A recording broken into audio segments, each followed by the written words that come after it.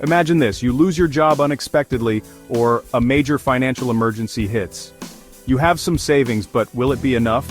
Most financial experts recommend having an emergency fund, but what if I told you that having two emergency funds can provide even greater financial security? In this video, I'm going to break down exactly why you need two emergency funds, how to structure them, and how to build them efficiently.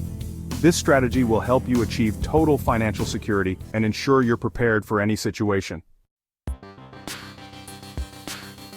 Most people only focus on one emergency fund, which is a great start. However, there are two types of emergencies that can arise. Short-term emergencies. These are sudden expenses like car repairs, medical bills, or home maintenance issues. These are unexpected but relatively manageable with proper savings. Long-term emergencies. Losing your job, a prolonged illness, or an economic downturn can last months or even years. A single emergency fund might not be enough to cover extended financial difficulties. By having two separate emergency funds, you ensure that you're prepared for both short-term and long-term emergencies without depleting your finances in one go. Emergency Fund Number 1, the Quick Access Fund, also known as the Short-Term Emergency Fund.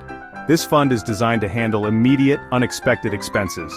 Here's how you set it up. Purpose: covers urgent, small-scale emergencies such as car repairs, appliance breakdowns, or minor medical expenses. Amount to save ideally $1,000 to $3,000, depending on your lifestyle and needs. Where to keep it? Keep this in a high-yield savings account, money market account, or even a cash reserve at home for instant access. How to build it? Cut back on discretionary spending like eating out, subscriptions, and so on. Sell unused items around your home. Take on extra work or side hustles. When to use it? Only for genuine emergencies. Avoid using it for wants or non-essential purchases. Emergency Fund Number 2, the Deep Reserve Fund, also known as the Long-Term Emergency Fund. This fund is your safety net for prolonged financial instability such as job loss, economic crises, or long-term health issues. The purpose of this fund is to cover extended emergencies that could last months, providing financial stability. You should aim to save between 3 to 12 months of living expenses. If your job is unstable, consider saving closer to 12 months. Where should you keep it?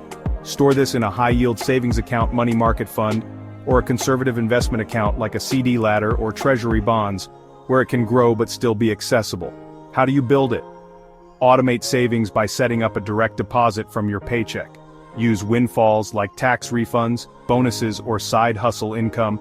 Adjust your budget to consistently contribute a percentage of your income. When should you use it? Only in extreme situations like job loss, medical emergencies, or economic crises.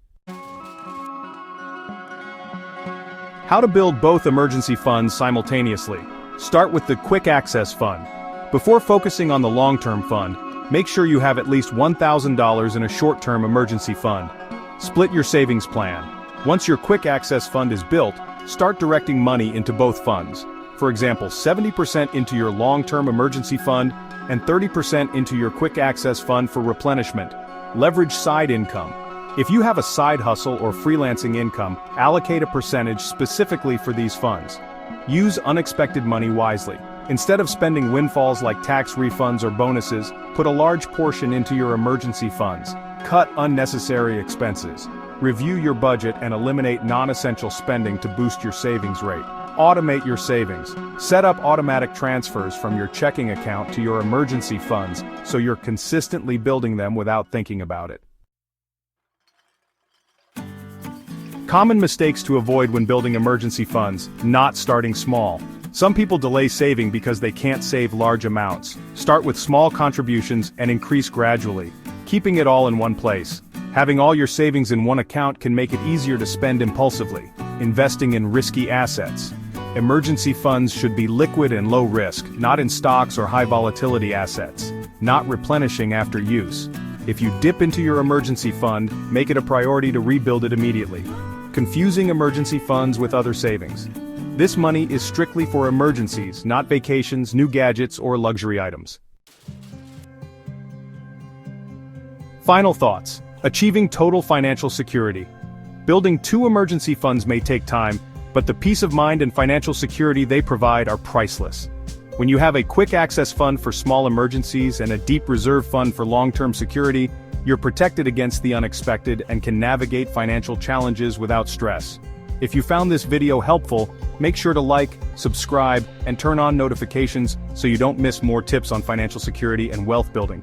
And let me know in the comments, how much are you aiming to save in your emergency funds? Stay smart, stay secure, and I'll see you in the next video.